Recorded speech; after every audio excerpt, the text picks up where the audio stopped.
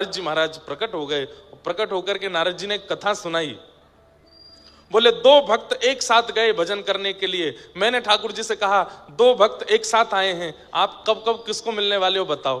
बोले एक भक्त से जाके कहो उसके वृक्ष में जितने पत्ते हैं मैं उतने दिन में आऊंगा। वो जिस वृक्ष के नीचे बैठा है उसमें जितने पत्ते हैं मैं उतने दिन में आऊंगा। और दूसरे से कहना वो जिस वृक्ष के नीचे बैठा उसमें जितने पत्ते हैं उतने वर्ष में आऊंगा। नारद जी बोले दोनों एक साथ आए हैं, दोनों एक साथ कर रहे हैं, दोनों वट वृक्ष के नीचे बैठे हैं, दोनों के वृक्षों में असंख्य पत्ते हैं, आपने इतना भेदभाव क्यों किया। ठाकुर जी बोले हम बताएंगे नहीं, तुम जाके बस कह दो, अपने आप पता चलेगा। पहले भक्त से जाके कहा अरे भैया तेरे तो भाग्य खुल गए। अरे नारद जी कब मिलेंगे भगवान। बोले बस कुछ दिन की बात और है। बोले कितने दिन। बोले ऊपर जो वृक्ष है इसमें जितने पत्ते हैं इतने दिन में मिलेंगे। उसने ऊपर पत्ते देखे, सिर पटकने लगा, अभी इतने दिन और लगेंगे ठाकुर जी को। अरे पत्नी छोड़ के आया, बच्चे छोड़ के आया, परिवार छोड़ के आया, सब घर बार छोड़ करके मैं आया, इतने दिन और लगाएंगे ठाकुर जी। रोने लगा। नारद जी बोले तू तो रो रहा है, उसका दूसरे का क्या होगा, उसको तो उतने वर्ष में मिलने वाले हैं। चल भैया थोड़ी और बोले मैं प्रतीक्षा नहीं, इतने दिन कौन प्रतीक्षा करे, मैं तो जा रहा हूं। नारद जी दूसरे भक्त के पास गए। नारद जी प्रणाम, भगवान कब मिलेंगे। बोले भैया तुम्हारे ऊपर वृक्ष में जितने पत्ते हैं उतने वर्ष में मिलेंगे। इतने में ही वो नाचने लगा, उछलने लगा, नारद जी के साथ ही नृत्य करने लगा, उन्हीं की भुजा उठा करके नाचने लगा। जय हो जय हो, आज मेरे कान तृप्त हो गए, मेरा जीवन तृप्त हो गया, मेरा सर्वस्व तृप्त हो गया। नारद जी बोले तेने भैया कुछ उल्टी सीधी बात तो नहीं सुनी, मैंने यूं कही इतने वर्ष में मिलेंगे, तो इतना नाच क्यों रहा है, कितने पत्ते हैं पता है, इतने वर्ष और लगेंगे। उस भक्त ने कहा मुझे इस बात की चिंता नहीं कि अवधि कितनी लगेगी, पर आपने ये कहा कि मिलेंगे, मुझे इसी बात से प्रसन्नता है कि वो मिलने तो आएंगे। आज नहीं तो कल आएंगे, कल नहीं तो परसों आएंगे, परसों नहीं तो 20, कभी भी आवे, लेकिन ठाकुर जी ने ये कहा है ना कि वो मिलेंगे, अब वो चाहे जब आवे, मुझे उसी में प्रसन्नता है। इतने में ही ठाकुर जी वहीं प्रकट हो गए और प्रकट होकर के उस भक्त को दर्शन दे दिया। नारद जी महाराज बोले आप झूठे, आपके वेद पुराण झूठे, आपकी सब बातें झूठी, और ऊपर से मुझे भी झूठा बना दिया। ये क्या किया आपने, आपने तो कहा था इतने वर्ष में मिलोगे। ठाकुर जी बोले लगना तो इतना ही वर्ष था, लेकिन तुमने जैसे ही कहा मिलेंगे तो उसकी इतनी उत्सुकता बढ़ी, इतनी उत्सुकता बढ़ी कि उसकी उत्सुकता में जो वर्ष की अवधि थी वो क्षण भर मात्र हो गई, और क्षण भर में वो सारे वर्ष पूर्ण हो गए और मैं तुरंत प्रकट हो गया। समझ में आई बात। मुझसे राधा रमण जी को मिलने के लिए 10 साल का समय और है, मान लो। अब 10 साल 15 भी हो सकते हैं, 20 भी हो सकते हैं। कब, यदि मुझमें आलस्य आ जाए, यदि मुझमें विकार आ जाए, यदि मुझमें उत्सुकता की कमी आ जाए, तो वो 10 के 15 भी हो सकते हैं, 15 के 20 भी हो सकते हैं, 20 के 2 वर्ष भी हो सकते हैं, 20 के 2 जन्म भी हो सकते हैं, एक कल्प भी हो सकता है, एक युग भी हो सकता है। जितनी मेरी उत्सुकता घटती जाएगी ठाकुर जी उतने दूर होते चले जाएंगे, और जितनी उत्सुकता बढ़ती चली जाती है। देखो जज साहब बैठे हैं यहाँ पे, अब मुझे तो ज्यादा अनुभव नहीं है, पर हमने ऐसा सुना है कि जब कैदी जेल चला जाता है तो उसको जितने दिन की वो दी जाती है, क्या बोलते हैं, सजा। अब समझो कि उसको उम्र कैद दी गई। उम्र कैद में कितने वर्ष की सजा होती है? 14 वर्ष की। अब वही बैठे हैं, वो बताएं कितने वर्ष की होती है? 14 वर्ष की।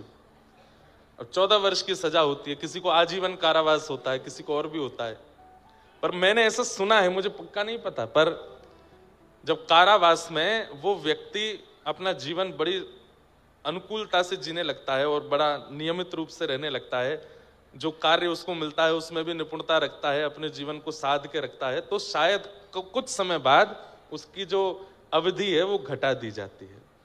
उसको जितने दिन रहना है, अब ऑर्डर तो ऑर्डर है, अब ऑर्डर तो हुआ था कि 14 वर्ष रहेगा, लेकिन उसने अपना जीवन इतना सुगम बना लिया, इतना योग्य बना लिया, अपने विचार व्यवहार से इतना मोह लिया सबको, कि फिर याचक लोग ही जाकर के कहते हैं बोले महाराज वो बड़ा बढ़िया से रहता है, ठीक है, कोई ऐसी दिक्कत, तो फिर उसकी जो सजा की अवधि थी उसको घटा देते हैं। उसको 8 वर्ष कर दिया, 9 वर्ष कर दिया, चलो इसको अब छोड़ दो, अब हो गया, ठीक है। ठीक वैसे ही मुझसे आपसे मिलने के लिए ठाकुर जी ने एक नियमित समय चुन रखा है सबके लिए। पृथ्वी पर जन्म लेने वाले हर व्यक्ति का जन्म लेते ही ठाकुर जी एक नियमित समय भी रखते हैं, इस समय पर मैं इसको मिलूंगा। लेकिन हमारे कर्म या तो उस अवधि को बढ़ा देते हैं या उस अवधि को घटा देते हैं। वो बढ़ते ही जा रहे हैं, हमारे घट नहीं रहे मेरे और आपके, क्योंकि हमारे कर्म, विचार, व्यवहार, स्वभाव पवित्र ही नहीं है। संसार एक कारावास है। हम आप सब लोग यहाँ नियमित रूप से रह रहे हैं। कारावास के भी नियम होते हैं, यहाँ के भी नियम बनाए गए, पर उन नियमों से विपरीत चल करके जब हम इस कारावास रूपी संसार में रहते हैं तो क्या होता है, जब नियम का उल्लंघन करता है तो और ज्यादा अवधि बढ़ा देते हैं, और 5 साल रखो इसको यहीं पे, और इतने दिन तक इसको यहीं रहना है। तो ठीक उसी प्रकार भैया उत्सुकता जिसमें अधिक होती है उसको ठाकुर जी मिलते हैं। तो आप लोग, जब मैं यहां बैठता हूं, अब देखो महाराज जी 29 में आपने कही कि कथा सुनाने आना है, मैंने भी कहा मैं जरूर आऊंगा 7 दिसंबर से कब तक, 13 दिसंबर। पर मेरी इच्छा है कि मैं अगली बार श्री हनुमंत लाल जी के चरणों में 7 दिवस की राम कथा सुनाऊं इस बार। और दूसरी बात, महाराज जी मेरे से मिले जब पहली बार तो बोले कि महाराज जी हमारे नैमिषारण्य में लोग नहीं आते, हमारे नैमिषारण्य में बहुत कम भीड़ होती है, ये होता है वो होता है। देखो महाराज जी पीछे आपकी जाली खुलवा दो तो बैठ जाएंगे लोग, बेचारे खड़े हैं वहां पे, उन लोगों को कहाँ बैठवाएं। तो जब राम कथा अगली बार हो तो एक यहाँ पर भी पंडाल बनवा दीजिएगा, और थोड़ी सी कुछ चेंजेस होंगे ताकि लोग बाग बैठ करके कथा सुन सकें। अब हम धीरे धीरे साल में 1 या 2 राम कथा भी करते हैं। मुझे राम कथा बहुत प्रिय लगती है। श्रीमद् भागवत जी तो हम सुनाते ही हैं, पर मन में भाव आता है कि प्रभु श्री रघुनाथ जी का चरित्र कहें, कितना सुंदर लगता है, कितना आनंद आता है कहने में। और एक बात कहूं आपसे, ब्रजवासी के मुख से भागवत कथा सुनना ये तो अच्छी बात है। भागवत ब्रजवासी जब ब्रज लीला कहता है तो ऐसा लगता है ठाकुर जी प्रत्यक्ष प्रकट हो गए हैं सामने। पर वही ब्रजवासी जब अयोध्या वाले श्री राम जी का चरित्र सुनाता है ना, तो रघुनाथ जी भी आनंदित हो जाते हैं, रघुनाथ जी भी प्रसन्न होते हैं। और श्री हनुमान जी जो हैं ये तो प्रभु चरित्र सुनवे के रसिया हैं। जब अलग अलग वक्ता इनको राम कथा सुनाते हैं तो इनको भी प्रसन्नता होती है। लेकिन कोई राम कथा, अवधी भाषा की राम कथा, और कोई ब्रजवासी सुनावे ब्रज भाषा में कितना अच्छा लगेगा है। प्रभु श्री राम लक्ष्मण जी तो बोले हैं रे तो मेरी चिंता ना है न कहूं अभी ब्रजभाषा राम जी बोले, कितने अद्भुत लगेंगे। शुद्ध हिंदी में बोलते हैं राम जी तो, लेकिन वो ब्रजवासी अगर उस भाव को सुनावे तो कितना आनंद आवे। तो इसलिए हम जहां जहां हमारी क्या बोलते हैं उसको, दोबारा कथाएं होती हैं, वहाँ हम या तो भक्तमाल जी सुनाते हैं या राम कथा सुनाते हैं। तो मन में भाव है कि 2029 में जब पुनः नैमिषारण्य आएंगे हनुमान जी के चरणों में, तब राम कथा सुनाएंगे और आनंद आएगा। बढ़िया तगड़ो जाड़ो पड़ेगो महाराज, हैं खूब जोर को जाड़ो पड़ रहा होगो, कोहरा हेरो होगो सवेरे सवेरे, और हम आप सब लोग सुबह सुबह कड़कड़ाते हुए आएंगे। कथा सुबह ही करूंगा हाँ दोपहर में नहीं, सुबह कथा करेंगे, फिर पूरे दिन हम अध्ययन करेंगे। भाई राम कथा तो पढ़नी पड़ती है, खूब आनंद सुख मिलता है। अभी तक हमने राम कथा में जो भी सत्र किए हैं वो भी विषय लेकर के किए हैं। जैसे एक बार राम कथा सोमनाथ में की थी तो वहां 9 दिन तक 9 पात्रों के विषय में कुछ कहा था, रामायण के 9 पात्रों को लेकर के कुछ कहा था। तो यहां पर भी जो कथा होगी उसमें भी हम 9 पात्र चुनेंगे, 7 दिन तक होगी। 9 पात्र चुनेंगे मानस जी के, और उन पात्रों पर चर्चा करेंगे।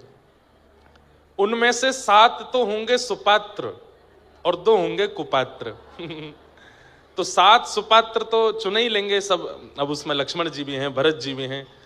राघव जी की लीला नहीं सुननी है, भक्तों के उनके जो आसपास के हैं उनकी लीला सुनिए। राम जी का तो अपने आप यश हो जाता है। तो भरत जी का चरित्र सुनेंगे, लक्ष्मण जी का सुनेंगे, सीता जी का सुनेंगे, भरत जी की पत्नी, लक्ष्मण जी की पत्नी, शत्रुघ्न जी की पत्नी। शत्रुघ्न जी का चरित्र बहुत सुंदर है, जो कि सबसे कह दें गोपनीय पात्र हैं राम मानस जी के। और उनका चरित्र सुनेंगे। तो 7 सुपात्र और 2 कुपात्र। 2 कुपात्र कौन कौन होंगे? एक होगी मंथरा और दूसरे होंगे शूर्पणखा। शूर्पणखा या रावण, जो भी मन में भाव है। तो 2 कुपात्र 7 सुपात्र, उन पर फिर वहां 7 दिन की चर्चा करेंगे। अद्भुत आनंद आवेगा। अभी बहुत समय है। अभी कौन सा चल रहा है? 2026। 27 पूरा नहीं, अभी तो 26 ही पूरा, फिर 27 पूरा, फिर 28 पूरा, फिर 29 पूरा, तब जाकर के नैमिषारण्य में कथा होएगी और आनंद आएगा। और एक बात बताऊं आपको मैं, ये हनुमान जी महाराज है ना, इन्होंने गदा हाथ में लेकर के, बढ़िया विकराल रूप बना करके, पर्वत आदि हाथ में लेकर के हम सब लोगों को एक बहकावे में रखा है। किस बहकावे में? कि मैं ऐसा ही हूं, मुझे ऐसे ही मान के भजो।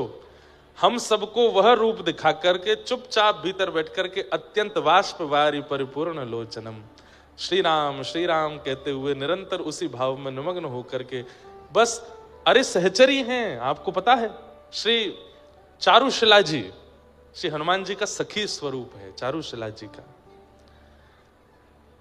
कथा आती है कि सूर्य उदय से सूर्य अस्त तक श्री हनुमान जी महाराज राम जी के पास ही रहते हैं। 1 मिनट के लिए नहीं छोड़ते, बल्कि चरणों को गोद में लेके बैठते हैं। सभा, राम जी की सभा में भी जो कुछ भी होता है, हनुमान जी महाराज ऐसे ही बैठे रहते हैं, चरण नहीं छोड़ते राम जी के, किसी को छूने भी नहीं देते। मेरा ये अधिकार है बस। और बोले इसमें आप भले स्वार्थी मानो मुझे, पर ये चरण मैं नहीं छोड़ूंगा। लेकिन जैसे ही सूर्य अस्ताचल को जाते हैं, हनुमान जी महाराज की घबराहट शुरू हो जाती है। अब सूर्य अस्त हो जाएगा, राम जी कनक भवन में चले जाएंगे, अंतःपुर में चले जाएंगे। वहां सखियां मुझको जाने नहीं देती।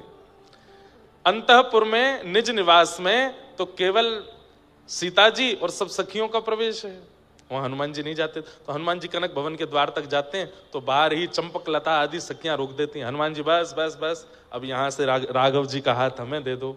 तो फिर अंतःपुर कनक भवन की अंदर की लीला में चंपक लता जी लेकर के श्री राम जी को भीतर जाती हैं। और श्री हनुमान जी द्वार पर खड़े खड़े इतना रोते हैं, इतना रोते हैं। क्यों? अब मैं रात भर कैसे रहूं, बिना राघव जी को देखे मैं कैसे समय निकालूं। रात भर द्वार पे बैठे बैठे रोते हैं और दिन भर तो राम राम बजते हैं और पूरी रात सूर्य नारायण का भजन करते हैं। हे गुरुदेव भगवान, इतना समय क्यों लगा रहे हो? आप जल्दी प्रकट हो जाइए ना, जल्दी उदित हो जाइए। आप उदित होंगे तभी मेरे रघुवर बाहर आएंगे। सुबह सुबह जैसे ही सूर्योदय हुआ, राघव जी बाहर आए, देखा आंखें लाल हैं हनुमान जी की, इतना रोए हैं पूरी रात। राघव जी ने तुरंत हृदय से लगा, क्या हुआ, आप इतना रोए क्यों रात को? बोले प्रभु इसका कोई उपाय बताइए, मैं नहीं रह पाता हूं आपके बिना। मुझे रात भर इतनी बेचैनी होती है कि मुझे रात्रि की निशा, ये चंद्रमा प्रिय नहीं लगते। मैं नहीं रह पाऊंगा, मेरे लिए सोना उचित। मैं सोने के लिए नहीं आया हूं, मैं खाने पीने उठने बैठने के लिए नहीं आया, मैं केवल आपको निहारने के लिए आया हूं, आपको सुनने के लिए आया हूं। ये रात्रि का काल मुझसे सहा नहीं जाता, कृपा करके मुझे कुछ अनुभव कराइए, मैं रात में कैसे आपके साथ रहूं। तब राघव जी बोले, देखो हम गृहस्थाश्रम में हैं और गृहस्थाश्रम में कुछ अधिकार गृहिणी के होते हैं, उसमें सारे अधिकार मेरे नहीं हैं। हम पूरे दिन सबको बांट देते हैं। व्यक्ति का स्वभाव है वो दिन को बांटता है, रात्रि को अपनों के लिए रखता है। आप हमसे कहोगे महाराज जी मिलना है, तो हम क्या कहेंगे? आज 2 बजे आ जाना, चलो 5 बजे आ जाना। लेकिन कोई बहुत घनिष्ठ आएगा, उसको क्या बोलेंगे? चलो रात में 10 बजे बैठेंगे। हाँ, क्यों? अपनों को रात्रि बांटी जाती है, परायों को दिन बांटा जाता है। मानव ऐसे ही रहता है। मुझे बहुत परायापन लगता है कि मुझे रात में आपका सानिध्य नहीं मिलता, कृपा कीजिए मुझ पर। तो राम जी बोले, कुछ अधिकार गृहिणी के होते हैं, तुम सीता जी से कहना, मैं उसमें कुछ नहीं कह पाऊंगा। हनुमान जी द्वार पर ही बैठे रहे। चंपक लता आदि सखियां आई, बोले क्या बात है? बोले मुझे मैया से मिलना है, मैया को बोलो मैं बैठा हूं बाहर। सीता जी से कहा, बोले लेके आओ भीतर। तुरंत हनुमान जी गए, इतना रोए चरणों में, बोले मुझ पर कृपा करो, अनुग्रह करो, मैं कैसे रहूं अपने राघव जी के साथ। सीता जी बोली, देखो पूरा दिन तो हमने तुमको दे रखा है, राम जी पूरे दिन दिखते भी नहीं हमको, पर कम से कम रात में तो इतना ध्यान रखो, हम गृहिणी हैं और ये अंतःपुर है, यहां पर सबका प्रवेश नहीं। हनुमान जी बोले, मैं तप करने चला जाऊं। बोले क्या करोगे तप में? बोले तप में वरदान मांगूंगा कि मैं भी सखी बन जाऊं। ताकि मुझे भी अंतःपुर मिले। बोले ये सब करने की आवश्यकता नहीं, तुम बढ़िया रहो प्रेम से। तब जैसे ही हनुमान जी बाहर आने लगे, सीता जी ने तो मना कर दिया, तो चंपकलता सखी ने हनुमान जी से कहा, सुनो आप सरजू जी के पास जाओ, इस अयोध्या नगरी की प्रथम सहचरी सरजू जी हैं, यदि वो अनुग्रह कर देंगी तो कृपा हो जाएगी। और श्री हनुमान जी महाराज इतनी विरह वेदना में सरजू जी के तट पर बैठे हैं कि जैसे ही हनुमान जी का अश्रुबिंद प्रकट होकर के ठोड़ी पर एक बिंदु बना और जैसे ही टपक करके श्री सरजू जी में गिरा, सरजू जी का जल उष्ण हो गया, गर्म हो गया, भाप उठने लगा। तुरंत सरजू जी प्रकट हो गई और प्रकट होकर के कहा, हे यमलोक के राजा यमराज, इतनी वेदना, इतनी पीड़ा क्या कभी किसी को यमलोक में होती है? जितनी वेदना, जितनी पीड़ा में ये एक अश्रुबिंद है। यमराज कहते हैं, इतनी वेदना तो यमलोक में भी किसी को नहीं होती, कौन है इतनी वेदना में? तब देखा तो तट पर श्री हनुमान जी बैठे हैं, कितनी वेदना है उनको राघव जी के दर्शन की। सरजू जी गई और जाकर, क्या बात है हनुमान? बोले मुझे सखी बनाओ, मुझे सहचरी बनाओ, मुझे अब ये पुरुष वेश में नहीं रहना, मुझे ये बानर वेश में नहीं रहना, मुझे सखी बनाओ, मुझे अंतःपुर में रहना है, राघव जी के संग रहना है, और ऐसी कृपा कर दो दिन में मैं हनुमान बन के रहूं, रात्रि में मैं सखी हो जाऊं। और श्री सरजू जी ने कृपा करके वीणा प्रदान की श्री हनुमान जी को, और संध्या होते ही आशीर्वाद दिया कि संध्या होते ही आप चारुशिला सखी के रूप में प्रकट हो जाओगे और अंतःपुर में श्री राघव जी की सेवा करोगे। तो दिन भर तो श्री हनुमान जी महाराज गदा लेकर के या उठा के मार, वाय उठा के फेंक दे, पूरे दिन ऐसे उग्र रूप में रहते हैं, लेकिन संध्या होते ही सूर्य अस्ताचल को जैसे जाते हैं, चारुशिला सखी बन जाते हैं और वीणा लेकर के पूरी रात श्री राघव जी को देखते रहते हैं और वीणा का वादन करते हैं। पूरी रात श्री राघव जी को वीणा सिखाते, सुनाते हैं। हमारे महंत जी कह रहे, बोले महाराज जी कभी कभी रात्रि में मैंने पूछा, मैंने कहा इतने अद्भुत हनुमान जी हैं, ऐसा हो नहीं सकता कि यहाँ कोई अनुभव ना होता हो। और मैं जो सुनना चाह रहा था वो मैंने सुन लिया। कई बार मैंने कई हनुमान जी के स्थानों पर कथा की, कईयों ने कहा हमें हनुमान जी के हुंकार की आवाज आती है, कभी राम की आवाज आती है, कभी चलते हैं तो उनके धम धम धमक की आवाज आती है, कभी खड़ाओं की। तो ये सब महाराज जी ने भी बताए, तो मैं लेकिन कुछ सुनना चाह रहा था और वो यही था कि महाराज जी रात्रि में घुंघरू की आवाज आती है। मैंने कहा हाँ, अब लगा कि राम हनुमान जी यहीं बैठे हैं, क्योंकि वो रात्रि में चारुशिला रूप में होते हैं और उस समय श्री राघव जी को प्रसन्न करने के लिए, श्री राघव जी के मन को आनंदित करने के लिए वो सखी रूप धारण करके नृत्य करते हैं, गायन करते हैं। ऐसे श्री हनुमान जी। मैं जब से कथा करने आया, मैं एक ही बार गया हूं अभी तक दर्शन करने, पर वो छवि ऐसी बस गई है नेत्रों में।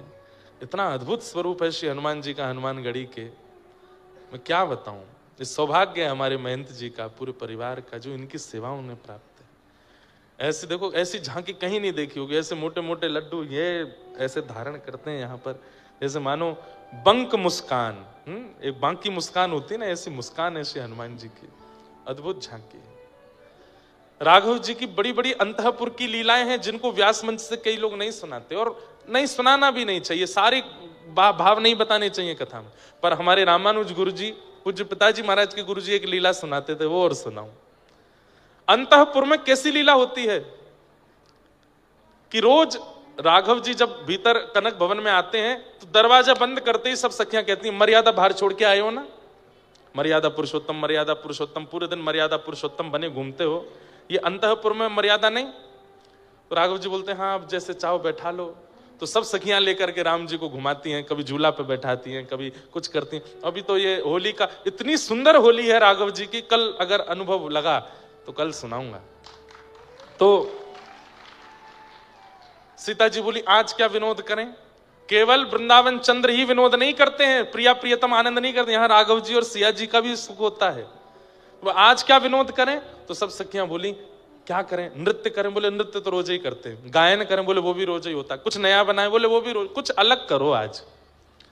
तो राघव जी बोले क्या अलग करो, कुछ अलग नहीं करना, वही कर लो जो रोज करते हो, कुछ गा लो, बजा लो, नाच लो। थोड़े से राघव जी, ये हमारे ठाकुर जी से कही होती है बात राधा रानी ने, ठाकुर जी तो 50 प्रकार के नियम बताए, ये कर लो, ये कर लो, ऐसे कर लो। लेकिन राघव जी कहीं ना कहीं थोड़े से अंतरंग भाव में रहते हैं। इतने में ही सिया जी के मन में आई, बोले हाँ एक युक्ति है। बोले क्या? आज आप लहंगा पहनो चुनरी पहनो, आंखन में काजल लगाओ, होठन पे लालिमा लगाओ, गले में गहने पहनो, सारे केस खोल करके यहाँ सिंदूर डालो और हमारा रूप बना के हमारा अभिनय आप करो और हमें लाओ धनुष बाण दो, अपनी पीतांबरी दो, सिर पर मुकुट धारण कराओ, हम केस खोल करके आज हम राघव जी का अभिनय करेंगे और आप सीता जी का। राम जी बोले ये सब नहीं करना, कुछ नहीं करना चाहिए, हम ही रहने दो, तुम ही रहो। सीता जी बोली करना पड़ेगा, ये अंतःपुर है, ये आपकी सभा नहीं है कि वहां सभा में जाकर के आपकी बात मानी जाएगी, ये कनक भवन है, यहाँ हमारी बात मानी जाएगी। राघव जी बोले तो ये क्या तरीका है कि हम कुंडल उंडल पहन करके, आंखन में काजल लगा के, लहंगा बढ़िया पहन के घूमे। बोले कोई बात नहीं, एक विनोद होगा, सखियों को सुख मिलेगा। दूर खड़े चारुशला जी के रूप में हनुमान जी बड़े प्रसन्न, बोले आज आनंद आएगा, करवा। राम जी अंत में बेचारे हार गए, बोले कि ठीक है, कहाँ है, दीजिए अपने वस्त्र। सीता जी ने अपने संपूर्ण वस्त्र श्रृंगार सब दिया। बोले मैं करूं श्रृंगार? बोले नहीं नहीं, आप भीतर नहीं आओगी, मैं खुद कर लूंगा। चारुशिला जी बोली मुझे दे दीजिए अधिकार। हनुमान जी वो राघव जी को लेकर के भीतर गए, लहंगा पहनाया, ऊपर चुनरी उड़ाई, आंखन में काजल लगायो। बार बार हनुमान जी के नेत्र सजल हो जाते हैं कि ये सुख तो है जो मुझे बाहर नहीं मिल रहा था, वो अब अंतःपुर में मिल रहा है। और वहां चंपक लता सखी लेकर के गई हैं श्री सिया जी को, और वहां राघव जी का रूप, आहा, नव कंजलोचन कंज मुख कर कंज पद कंजारुण, अद्भुत रूप धारण किया। अब आज कैसा दर्शन हो रहा है? बोले राम जी हो गए गोरे गोरे और सीता जी हो गई हैं सांवली सी। क्यों? श्री राघव जी सीता जी के रूप में और सीता जी श्री राम जी के रूप में। जैसे ही राम जी के रूप में सीता जी निकल करके आई, सब सखियां देख करके आहा बलैया लेने लगी, कितने सुंदर लग रहे हैं, कितने सुंदर लग रहे हैं, तरण तोड़ने लगी, राई नौन करने लगी, इतने सुंदर लग रहे हैं, आज गोरे राम हुए हैं। अब सब प्रतीक्षा कर रहे हैं सिया जी कब आवेंगी।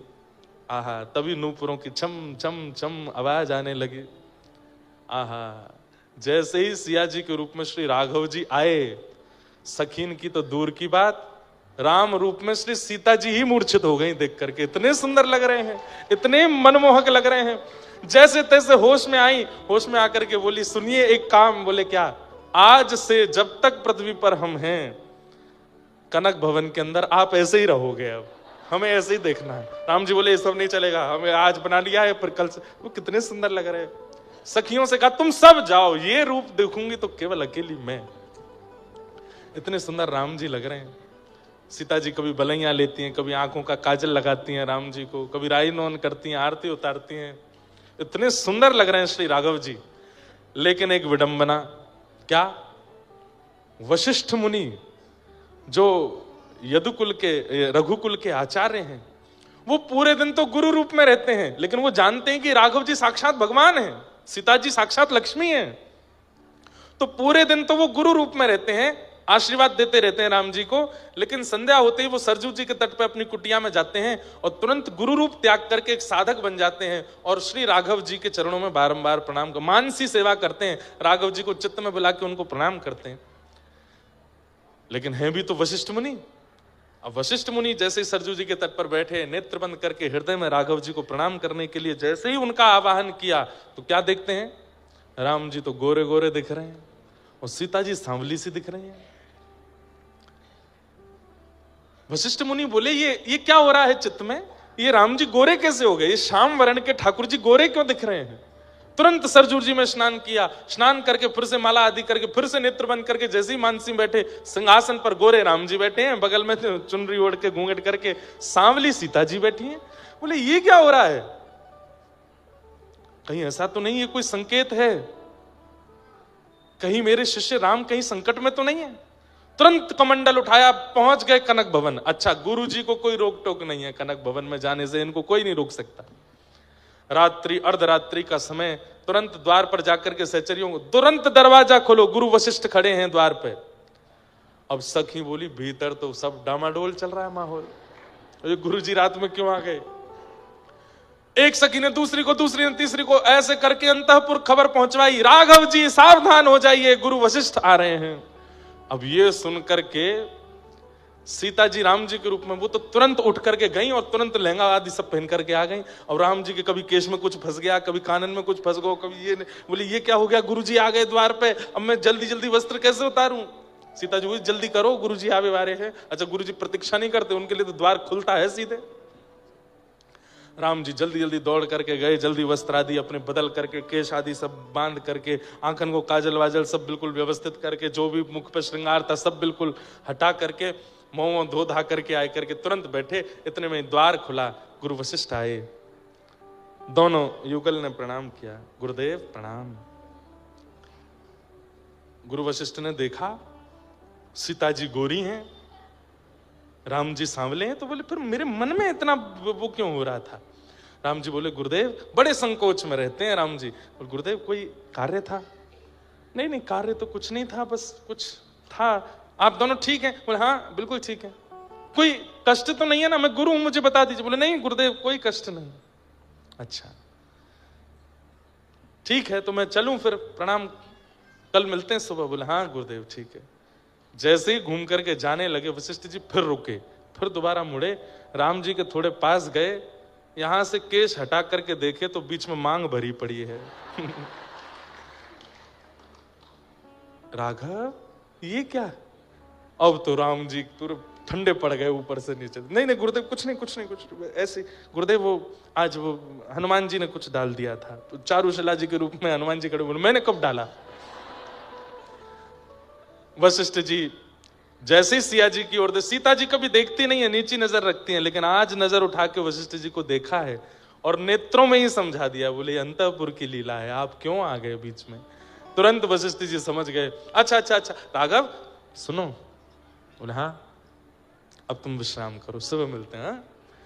वशिष्ठ जी तो गए, राम जी इतने संकोच में चद्दर लई और श्रृंगार घर में जाके ओढ़ करके बैठ गए। 3 दिन तक ऐसे ही बैठे रहे, ना किसी से मिले ना किसी से, इतने संकोच में आ गए। बोले गुरु जी ने मुझे इस रूप में देख लिया।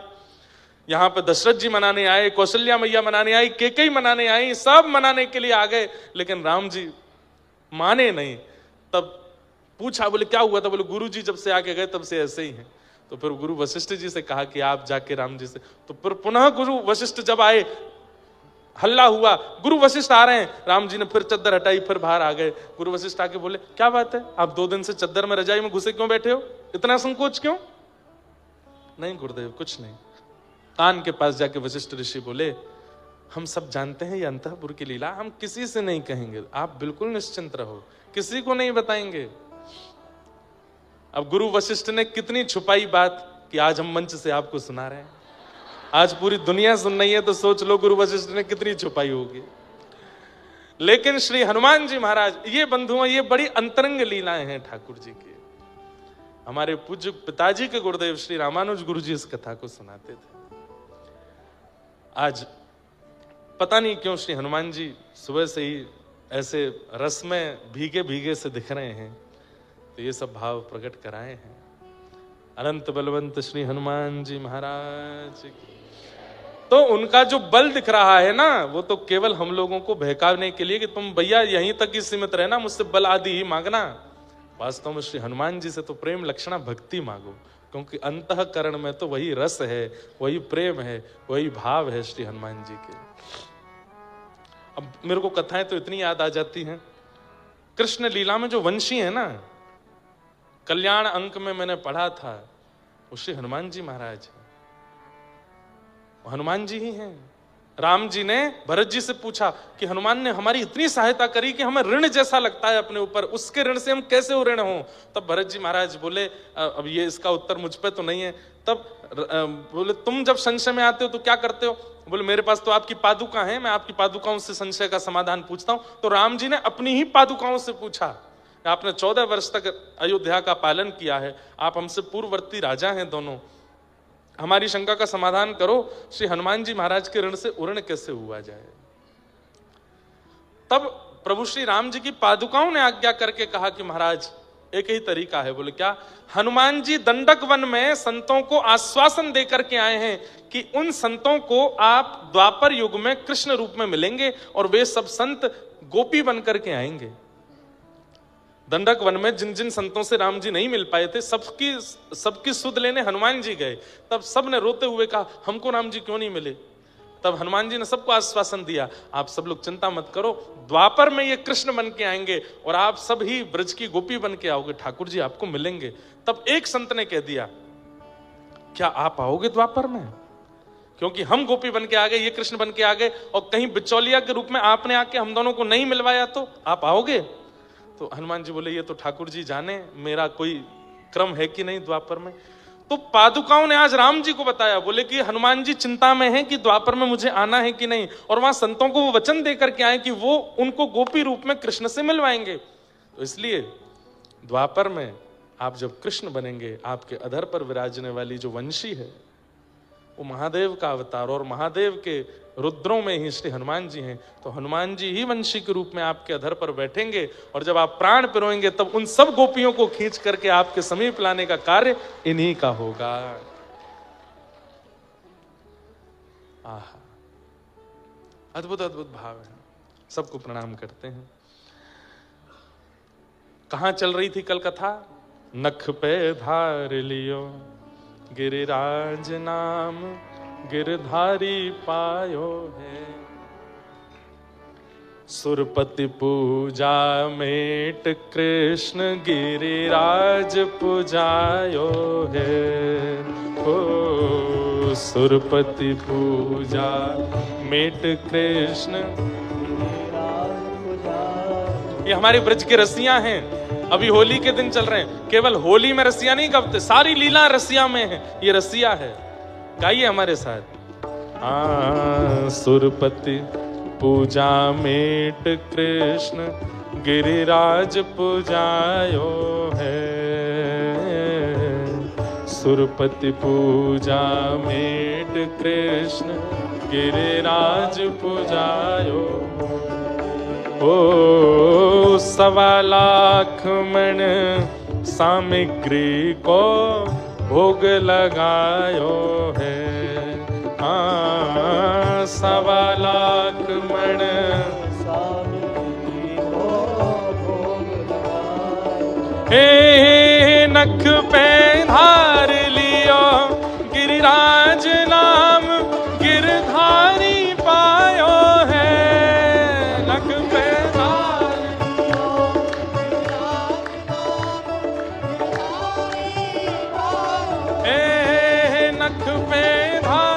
लियो गिरिराज नाम गिरधारी पायो है। नख पे धार लियो गिरिराज नाम गिरधारी, बोल गिरिराज धरने की। ना ब्रज में बूंद देख सुरपति घबरायो है, ब्रजवासी सब कहें कृष्ण गिरिराज उठायो है।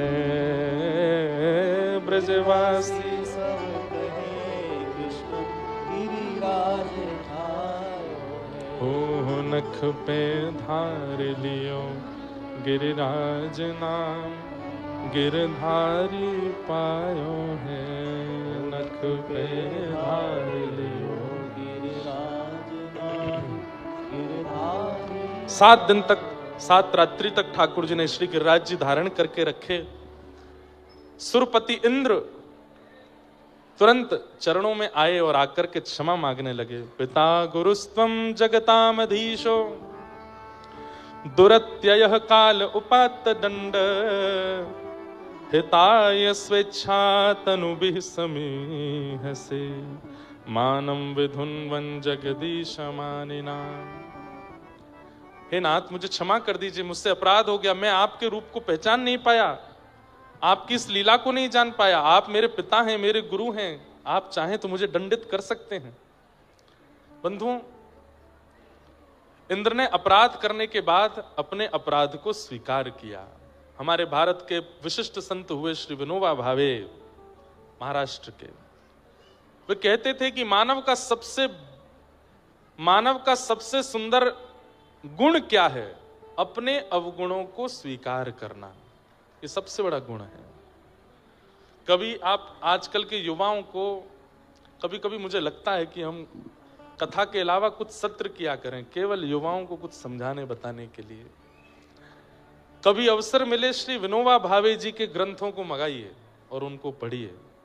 हमारी व्यासपीठ पर बैठने में और हमारे स्वयं के जीवन में बहुत कुछ श्री विनोबा भावे जी की कृपा से है। उनको बहुत पढ़ा मैंने। उनके कई विषय राष्ट्रवाद के लिए भी हैं, पर मानव उत्थान के लिए, और क्योंकि वे गीता के ही भावों को पढ़ते रहते थे। महात्मा गांधी भी उनके पास जाते थे। बहुत सुंदर उनके छोटे छोटे प्रसंग इतने अच्छे हैं, छोटी छोटी बातें इतनी अद्भुत हैं। अब कितनी अच्छी बात है। मानव का सबसे बड़ा गुण क्या है? बोले अपने अवगुणों को स्वीकार करना, ये सबसे बड़ा गुण है। और मानव का सबसे बड़ा अवगुण क्या है? बोले अपने अवगुणों को स्वीकार ना करना, अपने आप को बहुत गुणवान मानना, ये सबसे बड़ा अवगुण है। बंधुओं, व्यक्ति शीशा दिखता है तो शीशे में, शरीर में या मुखमंडल पर जो कमी होती है शीशा दिखा देता है, और उस कमी को आप ठीक कर लेते हो। कोई बाल आगे आ रहा है तो ठीक कर लोगे, आंखों के ऊपर कुछ हो रहा है तो वहां ठीक कर लोगे, नाक टेढ़ी मेढ़ी हो रही है तो सीधी कर लोगे, गहने इधर उधर हो रहे हैं तो उसको व्यवस्थित कर लोगे, कपड़ा कुछ ऊपर नीचे है तो ठीक कर लोगे। ठीक वैसे ही बंधुओं, व्यक्ति प्रत्येक दिन अपने अवगुणों को, अपने अवगुण रूपी दर्पण को देखे। मुझ में क्या क्या अवगुण है? क्रोध है, लोभ है, ईर्ष्या है, अभिनिवेश है, ये है, जो भी आपके अवगुण हैं, नित्य उसको यदि आप स्वीकार कर, तो मुझ में ये अवगुण है, तो यह स्वीकारीकरण आधे अवगुण को नष्ट कर देगा। व्यक्ति अस्वीकार करता है, इसलिए वह अवगुण बढ़ता रहता है, बढ़ता रहता है। आज इंद्र ने आकर के भगवान के सामने तुरंत स्वीकार किया कि मैंने गलती की, मैंने अपराध किया। अच्छा, एक बात होती है कि गलती स्वीकार करना, अपराध स्वीकार करना। गलती और अपराध स्वीकार करने मात्र से काम नहीं चलेगा। वो जो किया है उसका दंड भी स्वीकार कीजिए और उसके लिए प्रायश्चित्त भी कीजिए। केवल स्वीकारीकरण से काम नहीं चलेगा। इसके लिए उचित जो दंड मुझे मिलना चाहिए वो मिलना दीजिए मुझे, और इसका जो प्रायश्चित हो मैं वो भी करूंगा।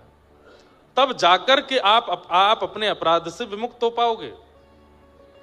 लेकिन हमारा आपका स्वभाव कैसा है कि हम अपने अपराधों को सदा नजरअंदाज करते रहते हैं, अपने दोषों को सदा नजरअंदाज करते रहते हैं। इसलिए वो दोष अंतिम समय तक चित्त में रहते हैं, और एक समय आयु हो जाने के बाद तो वो दोष इतना प्रगाढ़ हो जाता है, आपके मुंह पे दिखने लगता है, आपके मुख मंडल पर उसकी झांकी आ जाती है कई बार। और एक बात बोले, व्यक्ति का चेहरा सब कुछ बता देता है। उसके मुखमंडल की कांति, उसके आंखों का घूमना, उसकी नाक, उसके बोलने का ढंग, उसके होठों का चयन, उसका हंसना, बैठना, बोलना, सब बता देता है कि इसमें दोष है कि नहीं।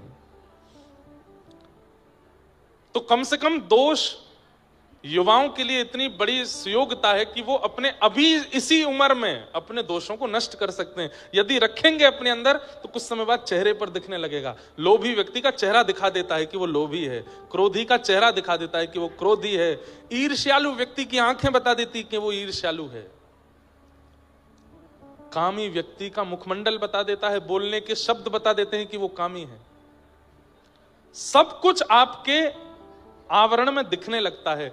आवरण में वो दोष आवे उससे पहले पहले उस दोष को नष्ट कर दीजिए। और दोष को नष्ट करने का एक ही तरीका है, उसको स्वीकार कीजिए, और स्वीकार करके नित्य बस चिंतन कीजिए कि मुझ में ये दोष है, इसकी निवृत्ति कैसे हो ये मुझे बताओ, तभी वो दोष जाएगा। तो इंद्र ने आकर के कहा कि नाथ मैंने अपराध किया, आप मुझे दंड दीजिए, इसके लिए उचित दंड क्या है मुझे दीजिए। भगवान बोले दंड की आवश्यकता नहीं, तुमने कुछ बुरा नहीं किया, हाँ अपराध तो किया, पर तुम्हारी करनी से एक बहुत अच्छा काम हो गया। बोले क्या? जो दूर दूर भटके ब्रजवासी थे वो सब भी मेरे समीप आ गए, एक गिरिराज छत्र के नीचे सब मेरे समीप चरणाश्रित हो गए, इसलिए मैं तुमसे ज्यादा नाराज नहीं हूं। बस आइंदा से अभिमान रहित होकर के इंद्र अपनी पदवी का पालन करना, चलो जाओ। भगवान ने क्षमा कर दिया। क्षमा बड़े न को चाहिए है? बड़ों का स्वभाव क्या है? क्षमा कर देते हैं।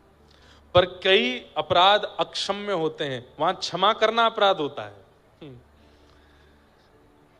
जैसे छोटा बालक अगर कुछ गलती कर रहा है, माता पिता यदि नजरअंदाज करते रहे, क्षमा करते हैं, छोड़ो छोड़ो छोड़ो, तो एक समय आने पर वो अपराध इतना बड़ा हो जाएगा कि फिर कुछ नहीं कर पाओगे आप। इसलिए छोटे बच्चे कोई गलती करते हैं तो माता पिता को टोक देना चाहिए, रोक देना चाहिए, थोड़ा डांट देना चाहिए। शास्त्र आज्ञा करते हैं, लालयत 5 वर्षाणि 10 वर्षाणि ताड़येत प्राप्ते तु 16 वर्षे पुत्रम मित्र वदाचरेत।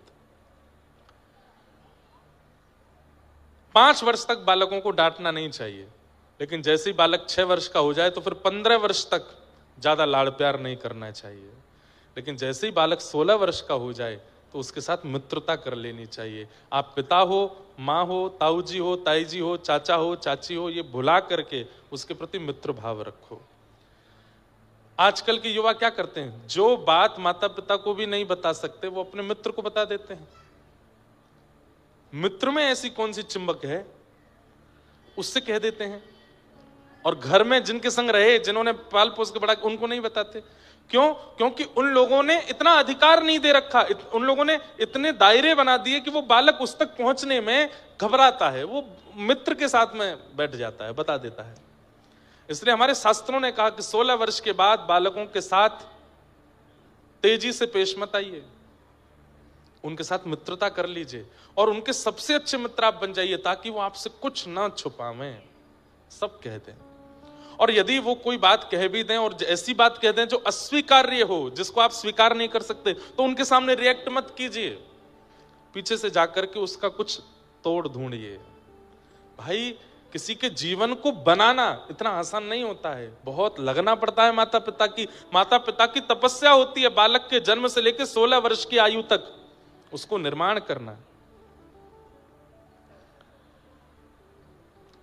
आप लोगों को अगर अनुकूलता लगे तो जो बीच में बैठे हैं, इधर बैठे हैं, उधर थोड़े थोड़े नेक आगे खिसक आओ, नेक आगे आ जाओ तो थोड़े जगह बन जाएगी।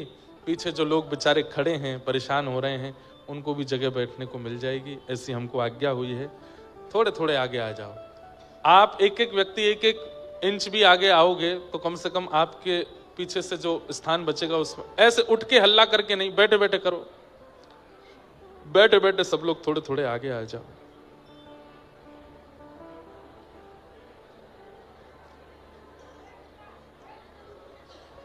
बिना हल्ला किए तो उठेंगे ही नहीं। क्या बताएं महाराज, जल्दी से बैठ जाओ, बैठा दो लोगों को। और कईयों को तो अवसर मिला, 2-4 को कूद काद के आगे आ गए हैं। बैठ जाओ, बैठ जाओ।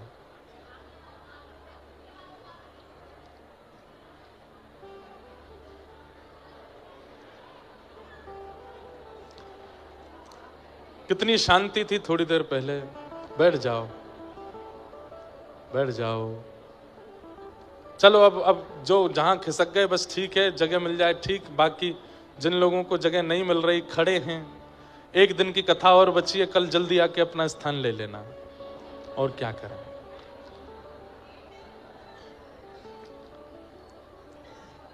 कहां थे हम? इंद्र भगवान की स्तुति गा रहे, भगवान की स्तुति गाई, भगवान ने क्षमा कर दिया। तत्पश्चात एकादशी व्रत की कथा बताई गई, एकादशी व्रत के नियम बताए गए। बंधुओं, वैष्णवों की 3 निष्ठा है, नाम निष्ठा, तुलसी निष्ठा और एकादशी निष्ठा। अगर इन 3 निष्ठाओं में से एक निष्ठा भी आपके अंदर है तो आप वैष्णव हो। कौन कौन सी निष्ठा? नाम निष्ठा, ठाकुर जी के नाम के प्रति इतनी उत्सुकता कि बस नाम गाने सदा रुचि, उसमें रुचि रहती है। जरा कहीं कीर्तन शुरू हो जाए तुरंत मन लग जाता है। नाम निष्ठा, नित्य नाम जपते रहते हैं, मन में चित्त में, कई लोग काउंटर लगा के रखते हैं, उसमें जपते रहते हैं, नाम करते रहते हैं। नाम निष्ठा वैष्णव की पहली निष्ठा है। दूसरा वैष्णव का रूप क्या है? तुलसी निष्ठा, अपने गले में तुलसी माला धारण करे, अपने अंग पर तुलसी का स्पर्श होना अनिवार्य है। जिस बिना तुलसी को पधराए ठाकुर जी जल भी पान नहीं करते, हम लोगों का अंतिम समय आएगा तो बिना तुलसी के ठाकुर जी हमको कैसे स्वीकार करें। इसलिए अंतिम समय कभी भी आ सकता है, तुलसी पहनो। और एक बात बताएं, वृंदावन जाइएगा अब की बार, और ये वाली जो तुलसी है, तुलसी भी है, इसमें भक्तमाल जी हैं मध्य में, अगर ये धारण कर सको तो ये धारण करो। इसमें सब भक्तों के नाम हैं और ये सदा आपके चित्त में विराजते हैं। श्री नाभा गोस्वामी जी के सुंदर भक्तमाल भाव में इसकी बड़ी निष्ठा बताई गई कि जो भक्तमाल अपने चित्त में धारण करता है, अंतिम समय जब उसका आता है, अंतिम काल जब उसका आता है, प्राण निकलने का समय जब आता है, तो जितने भक्त हैं ठाकुर जी के, ध्रुव जी से लेके प्रहलाद जी तक, मीराबाई से लेके सूरदास तक, कुम्मनदास से लेके और नरसिंह मेहता तक, सब प्रकट हो जाते हैं और प्रकट होकर के उस वैष्णव को निकुंज में लेकर के जाते हैं, अगर भक्तमाल जी अंतिम समय पर आपके चित्त से स्पर्शित हैं तो। लेकिन इनको धारण करने के बाद कम से कम भक्ष मदिरा सेवन, अशुद्ध आचरण, उनसे बचना पड़ेगा, क्योंकि इनको धारण करने के बाद अगर कुछ अनर्गल खाया पिया तो फिर दंड और लगेगा, अपराध और लगेगा। तो बस वो आपको करना है। बाकी इनको धारण कर लो, डाएं डाएं डोलो खूब मस्त। जब प्राण निकलेंगे इनमें से सब भक्त प्रकट हो जाएंगे। और भक्त, ठाकुर जी नहीं आ पाए तो क्या हुआ, भक्त आ जाएंगे। अरे भाई, कहीं पर एंट्री करनी है, हम पे वहां का पास नहीं है या अधिकार, तो वहां जो आपका मित्र है उससे मित्रता कर लो। वो मित्र आपको बिना पास के एंटर करा ले जाएगा अंदर, आगे आगे जाके बैठा देगा।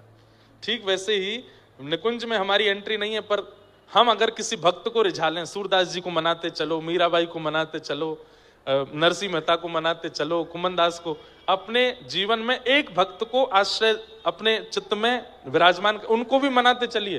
राधा वल्लभ जी प्रिय लगते हैं तो फिर चित्त में एक भक्त को भी बैठाओ, राधा वल्लभ जी के दर्शन करो और फिर चित्त के उस भक्त को भी मनाओ। बोले हमारी तो योग्यता नहीं इनके चरण मिले, आप प्रसन्न रहना, आप अंतिम समय में कृपा करके हमको ले चलना है इनके पास। आहा, तो भक्तमाल जी धारण करो, कंठी धारण करो, तुलसी धारण करो। और तीसरी निष्ठा होती है वैष्णव की एकादशी निष्ठा। वो एकादशी के दिन अन्न का सेवन नहीं करता, लेकिन हमारी कई परंपराएं हैं वहां पर एकादशी नहीं होती। जैसे जगन्नाथपुरी में एकादशी नहीं है। इसका मतलब क्या है आपको बताऊं, बहुत गुप्त बात बता रहे हैं, ध्यान से पाते हैं और सबको भी भात पवाते हैं। और उस दिन अगर कोई जगन्नाथपुरी में एकादशी के दिन भात नहीं पाता, महाप्रसाद नहीं पाता, तो उसको दंड और लगता है। लेकिन एकादशी है और आप जगन्नाथपुरी में हो तो आप होटल में नहीं खा सकते, आप बाहर की रसोइयों में नहीं खा सकते, वहां तो आपको व्रत का ही खाना पड़ेगा। आप केवल और केवल मंदिर का प्रसाद पा सकते हो, उसमें कोई दोष नहीं। और केवल जगन्नाथपुरी नहीं, हमारी बात ध्यान से सुनना। आप घर पे बैठे हैं, एकादशी है और उसी समय कोई बद्री विशाल भगवान का प्रसाद लेकर के आ गया, कोई श्री रंगनाथ भगवान का खीरांग लेकर के आ गया। अब आप मन में विचार करो, ये तो अन्न है तो अपराध है ना। चाहे एक कणिका लीजिए, उसमें से एक तिनका लीजिए, आपको लेना ही चाहिए। प्रसाद के प्रति अन्न बुद्धि नहीं, प्रसाद के प्रति वस्तु बुद्धि नहीं, प्रसाद के प्रति सामग्री की बुद्धि नहीं होनी चाहिए। प्रसाद के प्रति तो प्रसाद की बुद्धि है, वो अन्न नहीं है। आप उसको अन्न समझ के पाओगे तो फिर प्रसाद के प्रति अपराध बन जाएगा। चैतन्य महाप्रभु कहते हैं प्रसाद क्या है, बोले महाप्रसाद है गोविंदे, वो तो साक्षात गोविंद हैं। अगर एकादशी भी है और उस दिन कोई अन्न की बनी सामग्री मंदिर की प्रसाद के घर पे आ जाए, पूरी मत पाओ, थोड़ा सा उसमें से लेके मुख में ले लो, प्रसाद का सम्मान करो। तो गुप्त बात यह है कि महाप्रभु जगन्नाथ जी साल भर की समस्त एकादशियों में महाप्रसाद पाते हैं। लेकिन जैसे ही स्नान पूर्णिमा आती है, स्नान पूर्णिमा के बाद 15 दिन जो मंदिर बंद रहता है रथ यात्रा तक, उतने दिन महाप्रभु जगन्नाथ जी अन्न सेवन नहीं करते। तो इसका मतलब क्या है, साल भर की सबरी एकादशी एक बार में कर लेते हैं जगन्नाथ जी, सबरी एकादशी कर लेते हैं। तो इसका मतलब क्या है, यदि आप एकादशी जगन्नाथपुरी में करके आए हैं तो वहां महाप्रसाद पाइए, जो एकादशी करते हैं उनके लिए बात है। लेकिन जैसे ही लौट करके आप वापस अपने नगर स्थान पर आ जाते हैं तो अगली एकादशी जब आवे तो उस एकादशी पर एक नहीं 2 व्रत कीजिए। कैसे, एक तो अन्न का व्रत हो गया, दूसरा मौन व्रत हो गया, मौन भी कीजिए, मौन भी रहिए, एकादशी के दिन बोलना नहीं है और सूर्यास्त तक मौन रहिए। ये 2 व्रत ये तभी कर सकते हो आप, ये 2 स्थिति में किया जा सकता है। वैसे कोई आवश्यकता नहीं है इसकी। जगन्नाथपुरी में महाप्रसाद पाए तो वो एकादशी ही मानी जाती है, पर फिर भी कई लोगों के मन में बहम होता है, हमने अन्न पाया, ये पाया। पहली बात तो अन्न बुद्धि नहीं, महाप्रसाद पाया। दूसरी बात, आपकी बहुत निष्ठा है कि नहीं हमने एकादशी एक नहीं हो पाई, हमसे व्रत नहीं कर पाए, तो अगली एकादशी पर 2 एकादशी करो, अन्न की भी व्रत करो, मौन का भी व्रत करो। या फिर ये नियम आप तब पालन कर सकते हो जब एकादशी आपकी पूर्व की कोई छूट जाए, जैसे यात्रा में होने के कारण, घर में कोई घटना हो गई उसके कारण, या फिर घर में कोई ऐसी बात थी, या कुछ आप अस्वस्थ थे, हॉस्पिटलाइज्ड थे, या कुछ भी था जिसके कारण आपकी एकादशी छूटी, तो अगली एकादशी पर उसकी भरपाई करो।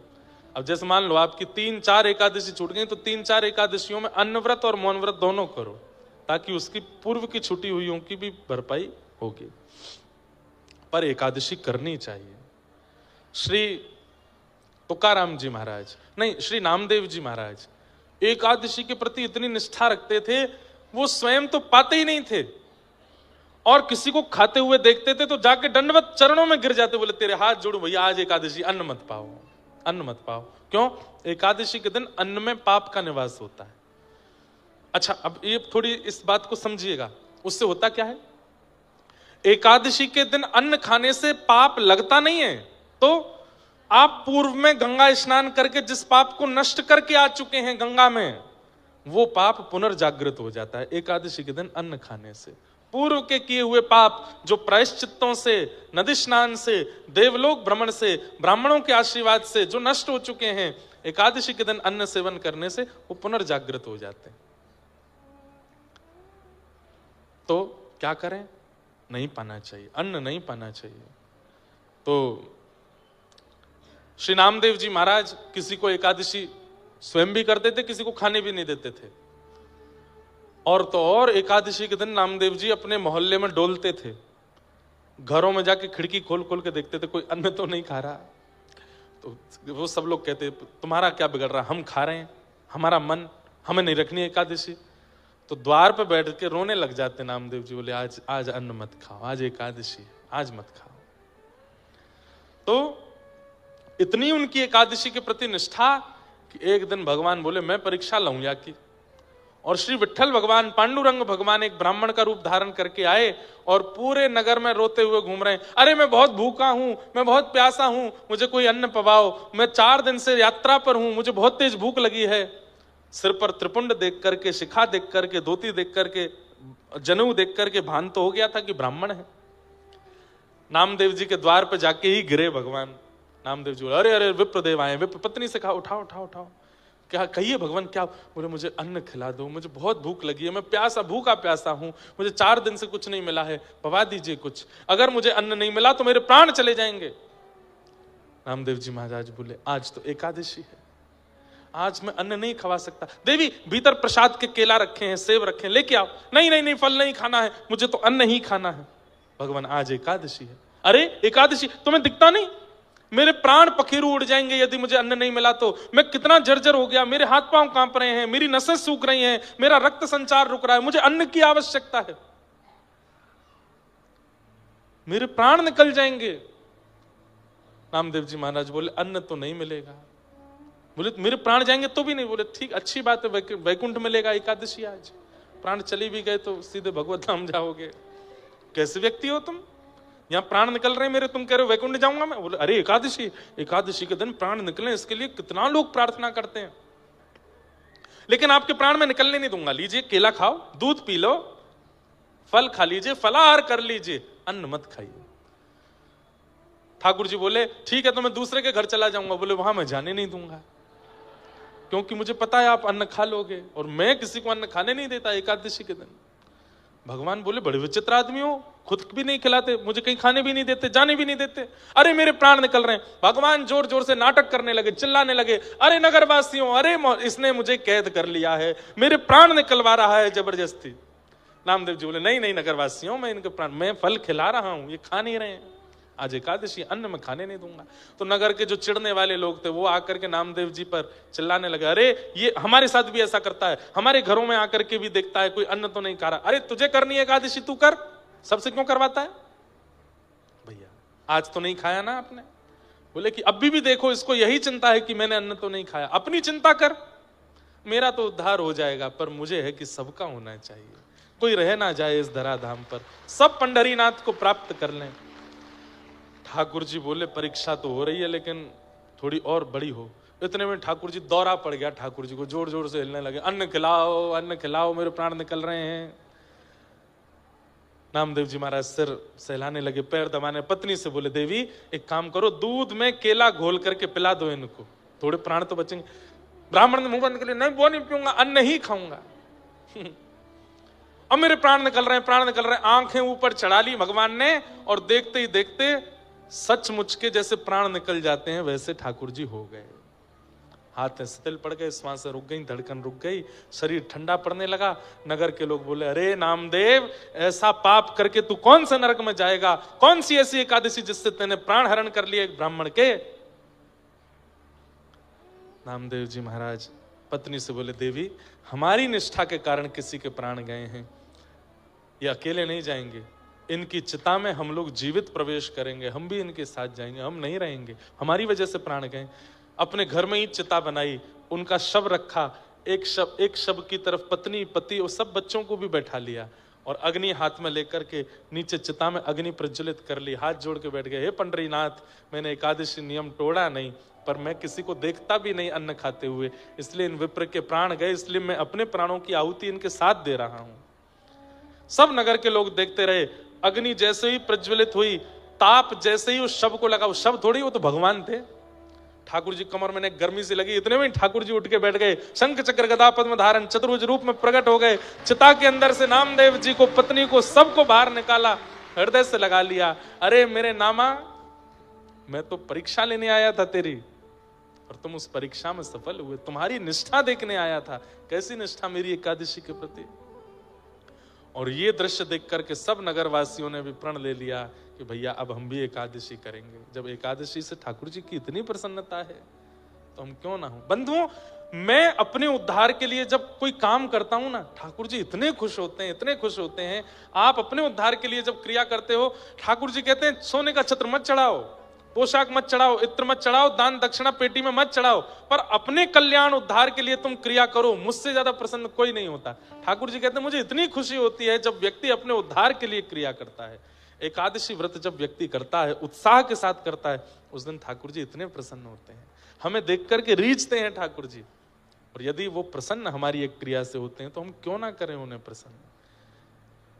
अरे संसार में रहने वाले प्रेमी जन एक दूसरे के लिए कितना त्याग करते हैं, क्या हम ठाकुर जी के लिए 15 दिन में आने वाली एक एकादशी में अन्न त्याग नहीं कर सकते? करिए, और बड़ी निष्ठा के साथ उसको करिए। इस प्रकार बताते हुए अब आगे रास पंचाध्यायी का प्रसंग आया। भगवान पिता रात्रि शरदोत्फुल्ल मल्लिका विक्षरन्तुम मनश्चक्रे योग मायामुपाश्रित। बंधुओं, संपूर्ण श्रीमद् भागवत में एक विलक्षणता है, बहुत ध्यान से सुनिए सब लोग, इधर देखो। श्री परीक्षित जी प्रश्न करते हैं और सुखदेव जी उत्तर के रूप में कथा सुनाते हैं। लेकिन रास पंचाध्यायी के विषय में आता है कि यहां परीक्षित ने प्रश्न नहीं किया कि मुझे रास लीला के बारे में बताओ, सुखदेव जी अपने आप ही सुनाने लग गए। क्यों? क्योंकि ये रास का प्रसंग ऐसा है कि जब तक इसमें प्रविष्टि नहीं होगी, इसमें प्रवेश नहीं होगा, संपूर्ण लीलाएं अधूरी सी हैं। भगवान का प्राण है रास पंचाध्यायी। मैं हर कथा में बताता हूं, आज फिर बता रहा हूं, रास का मतलब नृत्य नहीं होता। आप नैमिषारण्य आए हैं कथा सुनने के लिए, ये रस है। लेकिन नैमिषनाथ भगवान आपके घर आ जाएं आपका प्रेम लेने के लिए, वो रास है। आप वृंदावन जाते हो, वो रस है, पर वृंदावन बिहारी आपके पास आ जाते हैं, वो रास है। आप जगन्नाथपुरी जाते हो, वो रस है, पर जगन्नाथ जी आपके घर आ जाते हैं, वो रास है, वो रास है। समझ में आई बात? आप प्रधानमंत्री से मिलने गए, वो रस, पर प्रधानमंत्री आपके घर आ गए, वो रास। रास का मतलब क्या है? मैं हरि का सुमिरन करूं, ये रस है, पर हरि मेरा सुमिरन करें, ये रास है। अपने आप को इतना योग्य बना लीजिए, भक्ति मार्ग में इतना निपुण कर लीजिए कि मेरा सुमिरन हरि करें, मैं पावा विश्राम। भक्ति पथ में गंतव्य क्या है? किसी ने मुझसे कहा आपकी व्यासपीठ का नाम भक्ति पथ है, इस भक्ति पथ का गंतव्य क्या है, डेस्टिनेशन क्या है? तब मैंने कहा भगवत ठाकुर जी मिल जाएंगे तो पथ तो रुक जाएगा, और ये पथ कभी रुकता नहीं है, तो भक्ति पथ का गंतव्य क्या है? बोले मैंने सुमिरन करने से प्रारंभ किया था तो मैं भक्ति पथ पे था, पर मैं सुमिरन करते करते ऐसी स्थिति आई, अब मेरा सुमिरन हरि करने लग गए हैं, ये भक्ति पथ का गंतव्य है। ठाकुर जी मेरा स्मरण करने लगे। आप कहोगे महाराज जी क्या कहना चाहते हैं, भगवान हमारा भजन करते हैं? बोले हाँ, आज पंढरीनाथ भगवान की याद आ रही है। श्री विट्ठल भगवान महाराष्ट्र में विराजमान है। वे नित्य कीर्तन करते हैं, हाथ में करताल लेकर के। रात्रि में जब पुजारी जी मंदिर बंद करके शयन करा करके गए तो पुजारी जी को दृश्य दिखा। कैसा दृश्य दिखा कि ठाकुर जी भुजा उठा करके करताल बजा रहे हैं और श्री लक्ष्मी जी बगल में बैठ के मृदंग बजा रही हैं और ठाकुर जी उछल उछल करके नृत्य कर रहे हैं। तुरंत पुजारी जी ने जाकर के जैसे ही कपाट खोल करके देखा तो अंदर क्या पाया?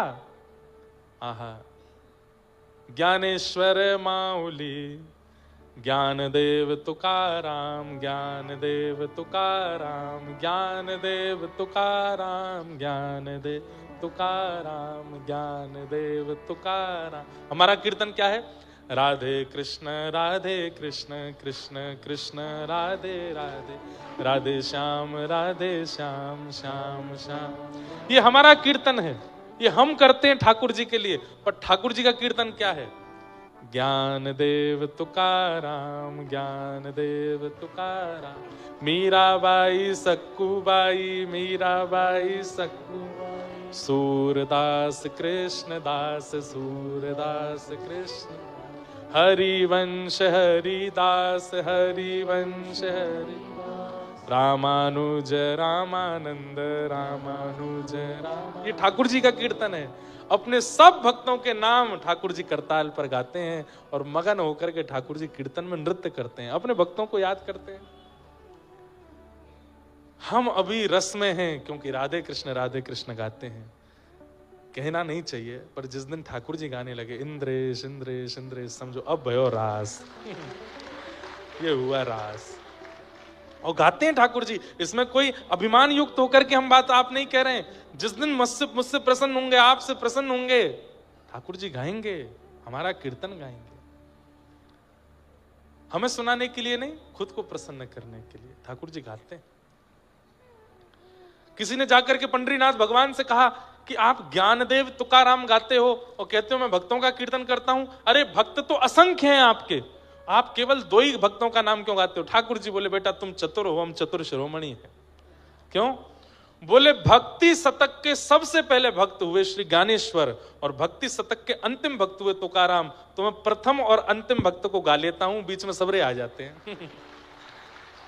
ज्ञानदेव पहले भक्त हैं, ज्ञानेश्वर माऊली जब भक्ति शतक आया, 100 साल इस धरती पर केवल भक्त हुए। उसी बीच सूरदास हुए, उसी बीच तुलसीदास हुए, उसी बीच मीराबाई हुई, उसी बीच सक्कूबाई हुई, उसी बीच जितने भक्तों के नाम आप ले लो, कलिकाल में होने वाले भक्त उन 100 वर्षों के बीच में ही हुए।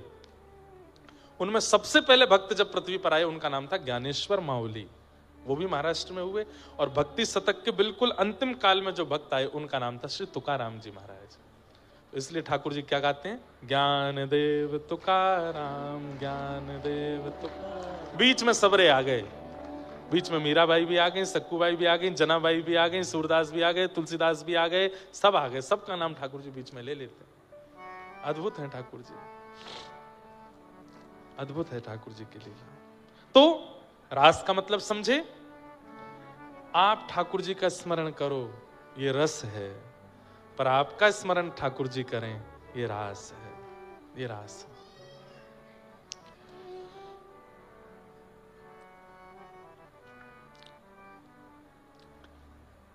रास पूर्णिमा का दिन आया, शरद पूर्णिमा का दिन आया, और जैसे पूर्णिमा का चंद्रमा प्रकट हुआ गोपियों के चित्त में हलचल होने लगी। क्यों? क्योंकि ठाकुर जी ने चीर हरण के समय कहा था कि मैं शरद पूर्णिमा की रात्रि पर रास करूंगा। रास करूंगा मतलब तुम्हें मुझे नहीं बुलाना पड़ेगा, मैं तुमको बुलाऊंगा। और आज गोपियां विचलित हैं, व्याकुल हैं, श्याम सुंदर मिलेंगे, श्याम सुंदर बुलाएंगे। और इतने में ही कदम वृक्ष के नीचे बैठ गए ठाकुर जी और वन में जाकर के आहा क्या कर रहे हैं ठाकुर जी? निशम्य गीतम तदनंगवर्धनम व्रज स्त्रियः कृष्ण गृहीत मानसा आजग्मुरन्योन्यमलक्षितोद्यमा सयत्र कांतो जवलोल कुंडलैः। ठाकुर जी ने ऐसी वेणु का वादन किया, अपने अधर पर वेणु रख करके जैसे ही ठाकुर जी ने उसमें वादन करना प्रारंभ किया तो कहते हैं निशम्य गीतम तदनंग वर्धनम। जैसे आंखें ठाकुर जी को देखना चाहती हैं पर उतनी व्याकुल नहीं है, कान कथा सुनना चाहते हैं पर जगह नहीं मिली तो लौट गए वापस, इतने व्याकुल नहीं है। हाथ सेवा करना चाहते हैं पर सेवा मिली तो अच्छा, नहीं मिली तो लौट गए, मतलब मिले तो ठीक, नहीं मिले तो कोई बात नहीं। ऐसे वाली इंद्रियां गोपी नहीं होती। मिलेंगे कैसे नहीं, मुझे तो चाहिए, चाहे 1 दिन 2 दिन कितना मैं प्रतीक्षा करता रहूंगा, मुझे तो सेवा चाहिए। तो यहां पर कहते हैं ठाकुर जी ने ऐसे वेणु का रव किया कि जो इंद्रियां कृष्ण प्रेम में उन्मुक्त थी वह इंद्रियां और ज्यादा उत्सुक हो गई, उनमें और वर्धन हो गया भगवत प्राप्ति के लिए। चतुर्भुज दास जी गाते हैं, दर्शन को नैना तपे, वचन सुनन को कान, मिलवे को हियरा तपे, हिय के जीवन प्राण, गोवर्धन वासी सांवरे, गोवर्धन वासी लाल तुम बिन रयो न जाए रे, गोवर्धन वासी। कभी हुआ बंधु ऐसा वृंदावन गए थे लेकिन जैसे ही लौटने लगे तो गाड़ी में बैठ के रोना आया, वृंदावन से बाहर निकलते समय रोना आया, लेकिन अपने घर तक रोते ही आए और घर पे आने के बाद भी फिर अगले दिन भी रो रहे हैं, दूसरे दिन तीसरे दिन भी रो रहे हैं, चौथे दिन भी रो रहे हैं, महीने तक रोते ही रहे। ऐसा नहीं होता, आज की डेट में तो ऐसा नहीं होता। व्यक्ति 1 आध दिन व्याकुल रहता है पर महीनों महीनों तक व्याकुल रहे, ये आज की स्थिति नहीं है। हाँ होता है व्याकुल, संसार की वस्तु के लिए होता है, वो तब तो 10-10 साल तक व्याकुल रहता है व्यक्ति, नस बस काट के बैठ जाता है अपनी, इतना व्याकुल हो। पर ठाकुर जी के लिए कभी कोई ने नस काटी सुना आपने?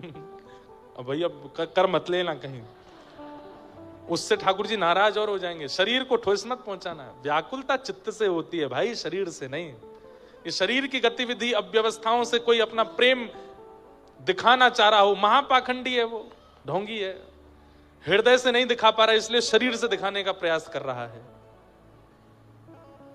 हृदय से दिखाओ। दर्शन को नैना तपे, वचन सुनन को कान, मिलवे को हियरा तपे, हिय के जीवन प्राण, गोवर्धन वासी सांवरे तुम बिन रहो न जाए। ऐसी स्थिति। एक प्रसंग आता है कि गोसाई श्री विठलनाथ जी अपने ठाकुर जी नवनीत प्रिया जी, जिनको लड्डू गोपाल कहते हैं, प्रथम नवनीत प्रिया जी श्री श्रीनाथ जी में विराजमान है। इस पूरे ब्रह्मांड के सबसे पहले लड्डू गोपाल, छोटे से हैं, इतने होंगे नवनीत प्रिया जी।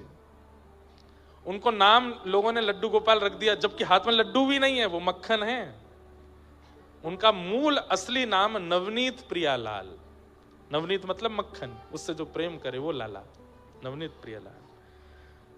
तो सेवा करके गोसाई जी बोले जय जय, प्रेम से विराजी हूं, भीतरिया बाहरिया सब आपकी सेवा करेंगे। मैंने एक गोकुल तक है के आऊं।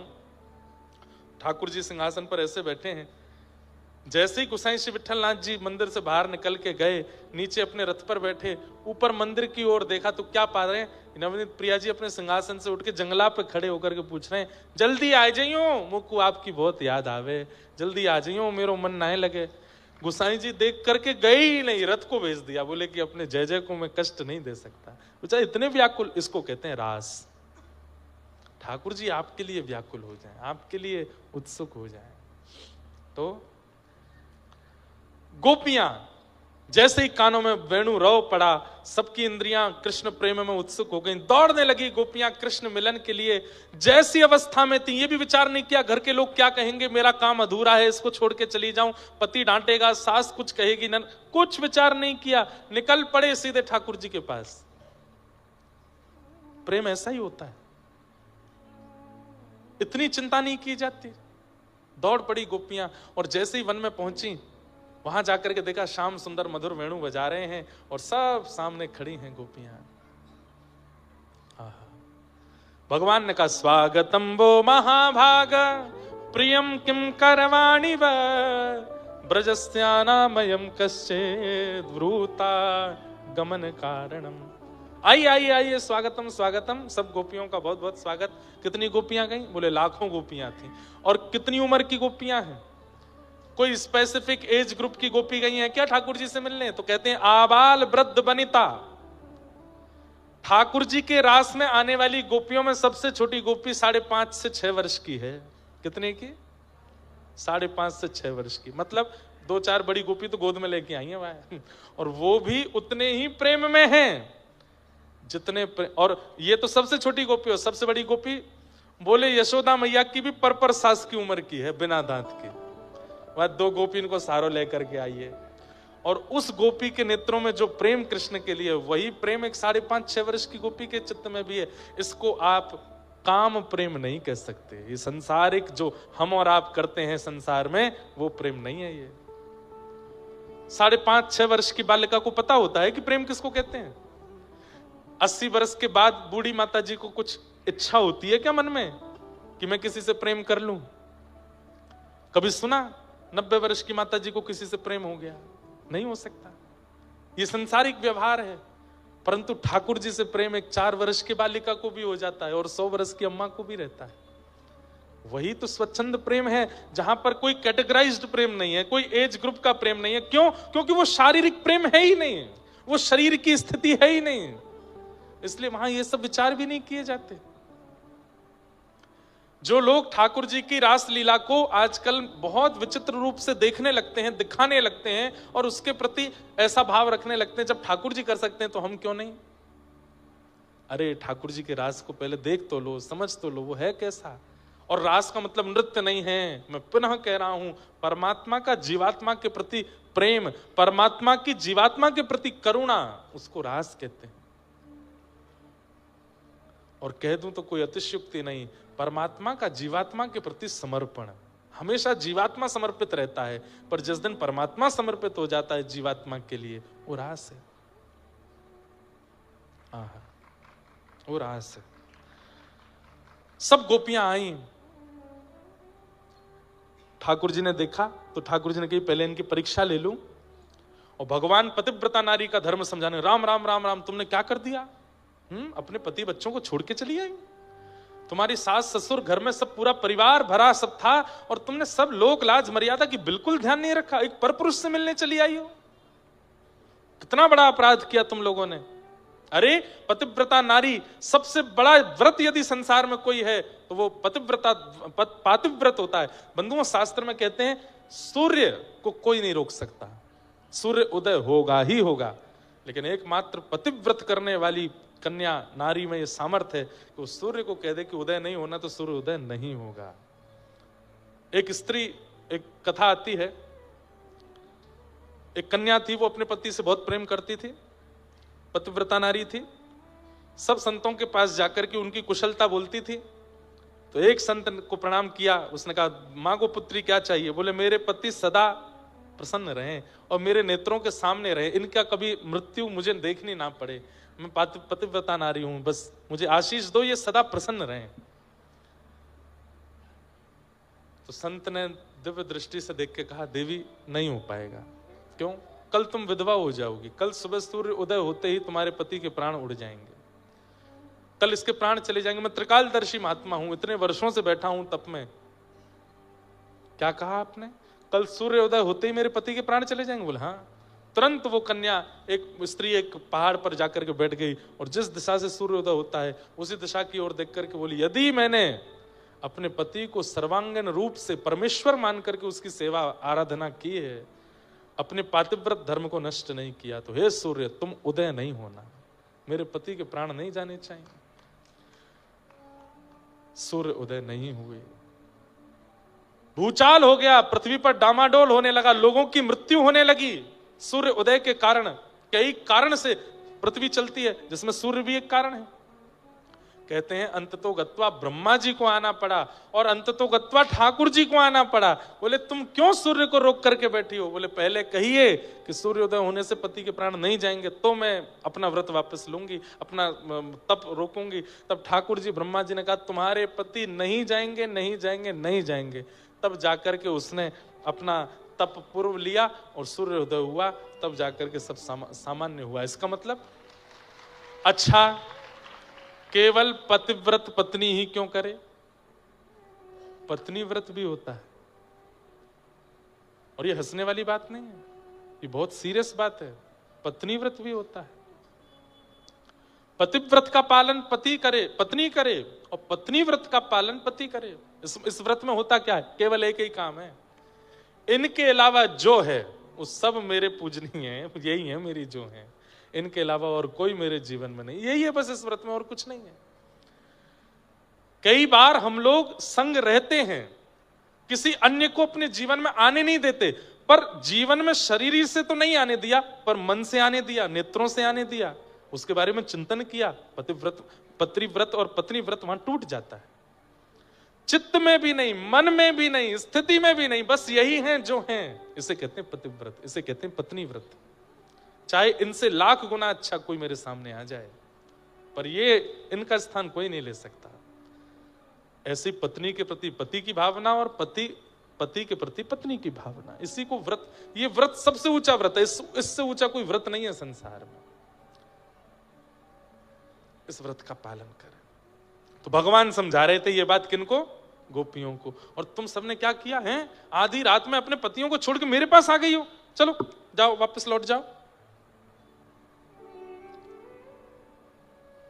गोपियां बोली आपका हो गया हो तो अब हम कुछ कहें? बोले हाँ बोलो। हमारे संत जन वृंदावन के कहते हैं पर ब्रह्म को कोई शांत नहीं कर पाया।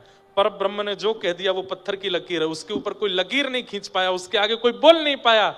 एकमात्र यथाव्रज गोपिका नाम व्रज की गोपियां हैं जिन्होंने पर ब्रह्म को भी चुप कर दिया, शांत कर दिया। चुपचाप सुनो, आप बहुत पतिव्रत बता रहे हो, अब हमारी बात सुनो। बोले क्या?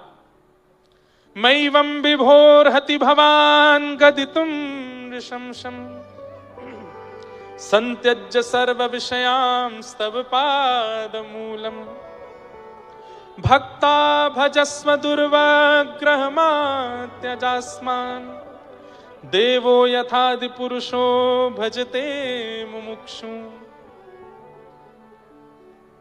आज मुझे पता नहीं चला समय का, मैंने सोचा कि अभी तो 12:30 हो रहे होंगे, ये तो 12:45 हो गए।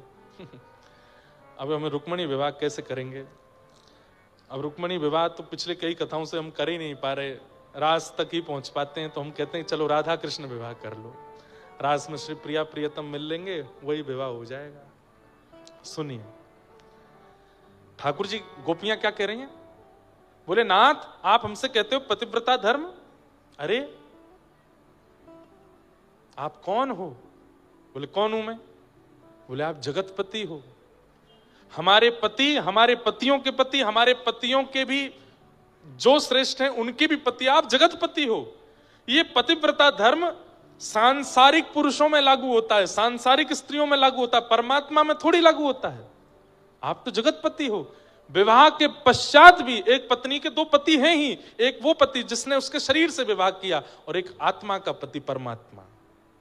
और आज जब आत्मा का प्रति प्रत्यक्ष सामने खड़ा है और इस शरीर में बैठी हुई वो जीव आत्मा उस परमात्मा से मिलने के लिए आ गई, तो आप हमें पतिव्रता नारी का धर्म समझा रहे हो? हे नाथ, एक दृष्टांत सुनिएगा।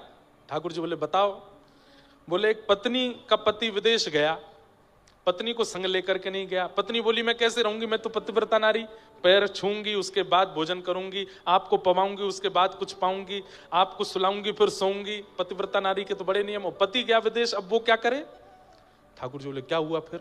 बोले पति ने अपनी मूर्ति बना के दे दी। बोले लो जब तक मैं ना आ जाऊं इसकी पूजा करना। अब पति मूर्ति कोई पूजती है, उसी को सुलाती खिलाती। 5 साल बाद असली पति आ गया। अब बताओ क्या करना चाहिए? ठाकुर जी बोले क्या करना चाहिए मतलब? अरे 5 साल से जिस पति को खिलाती पिलाती सुलाती नहलाती है, अब उसके भोजन वो करा रही है और असली पति सामने आ गया है द्वार पर, तो उसको क्या करना चाहिए? इसको भोजन कराना चाहिए, भोजन पूरा कर देना चाहिए, या आधा अधूरा भोजन छोड़ के असली पति को बैठाना चाहिए? क्योंकि 5 साल से जिस पति की सेवा कर रही थी उसकी आधी में सेवा कैसे छोड़ दे? पतिव्रता धर्म नष्ट हो जाएगा। और पतिव्रता धर्म छोड़ करके आधे में भोजन छोड़ के अगर असली पति को न लेने जावे तो भी पतिव्रता धर्म टूट जाएगा। असली तो वही है। बताइए नाथ क्या करना चाहिए? उसको भोजन पूरा मूर्ति वाले को खिलाना चाहिए या द्वार पर खड़े असली को प्रवेश दिलाना चाहिए? ठाकुर जी बोले अरे जब तक असली आया नहीं था तब तक मूर्ति वाला था, उसको खिलाते पिलाते सुलाते थे। अब भली उसने आधी रोटी खाई, असली सामने आ गया तो आधी रोटी में उठ के जाना चाहिए, उसको लेना चाहिए, उसको बुलाना चाहिए। गोपियां बोली वही बात, वो सब तो मूर्ति वाले पति हैं, इतने दिन से उनकी सेवा कर रही थी। अब जब पता चल गया कि असली पति नंद नंदन कृष्ण ही हैं, ये सामने हमारे खड़े हैं, और अगर हम उन्हें छोड़ करके आपके पास आ गए हैं तो हमने क्या अपराध किया, हमें बताओ। स्तब्ध हो गए, मौन हो गए। जिनकी जीव पर शब्द नृत्य करता है, आज ढूंढे से नहीं पता चल रहा कि उसका उत्तर क्या दूं मैं। चुपचाप बैठे ठाकुर जी। बोले सिर मत हिलाओ, उत्तर दो। और आपको सुनिए, हम जिद्दी वाली प्रेमी नहीं है बंधुओं, बहुत अच्छा है ये भाव, सुनिएगा। हमारा प्रेम जिद का नहीं है श्री कृष्ण, और हमारा प्रेम कहीं आप हमको व्यभिचारिणी मत समझना। जैसे व्यभिचारी नारी होती है, एक से अनेकों के साथ रह लेती है, व्यभिचारी पुरुष होता है, एक से अनेकों का संग कर लेता है। हम व्यभिचारी नहीं है। हमें आपके स्पर्श की इच्छा नहीं है, हमें आपको देखने की इच्छा नहीं है, हमें आपको सुनने की इच्छा नहीं है, हमें आपके आलिंगन की इच्छा नहीं है, आपके साथ बैठने की इच्छा नहीं है।